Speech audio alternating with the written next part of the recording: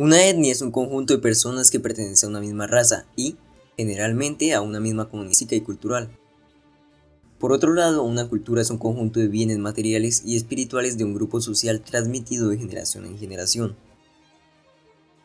El concepto de interculturalidad o diversidad cultural apunta a describir la interacción entre dos o más culturas de un modo horizontal y sinérgico. Eso supone que ninguno de los conjuntos se considera por encima del otro. La diversidad étnica es la coexistencia de las diversas razas que existen alrededor del mundo y que difieren en el color de la piel, el lenguaje o las costumbres. Todo individuo tiene derechos como ser humano, y estos se clasifican en tres generaciones.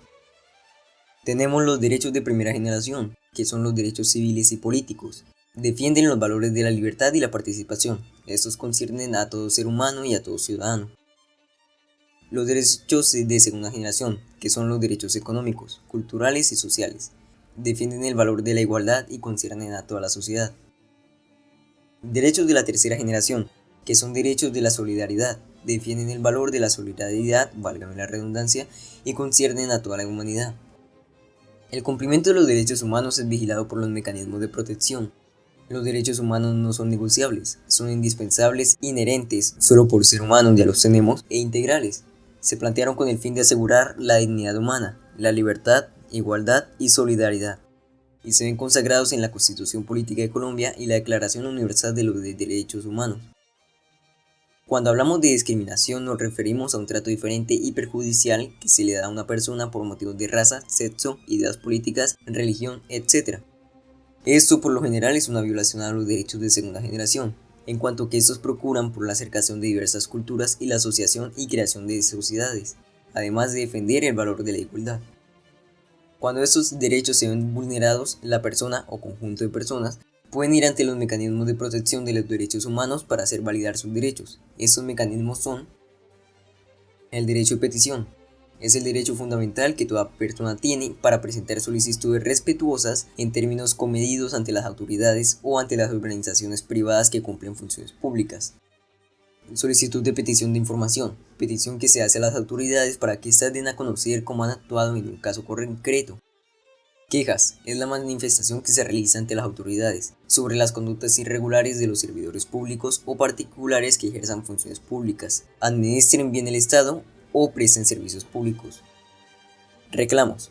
Cuando se anuncia a las autoridades la suspensión injustificada o la prestación deficiente de un servicio público. Manifestaciones. Es la opinión del peticionario que se hace llegar a las autoridades sobre una materia sometida a una actuación administrativa. El habeas corpus es un mecanismo para la protección del derecho a la libertad individual. Procede cuando alguien es capturado con una violación de las garantías constitucionales o legales, o cuando se prolongue ilícitamente la privación de la libertad. Habeas data es el derecho constitucional que tienen todas las personas a conocer, actualizar y rectificar las informaciones que se hayan corregido sobre ellas en bancos de datos y archivos de entidades públicas y privadas. La acción de tutela procede para la protección inmediata de derechos constitucionales fundamentales cuando estos resulten vulnerados o amenazados, ya sea por autoridad pública o particular. Acción de cumplimiento es un mecanismo mediante el cual toda persona podrá acudir ante la autoridad judicial para hacer efectivo el cumplimiento de normas aplicables con fuerza material de ley o actos administrativos.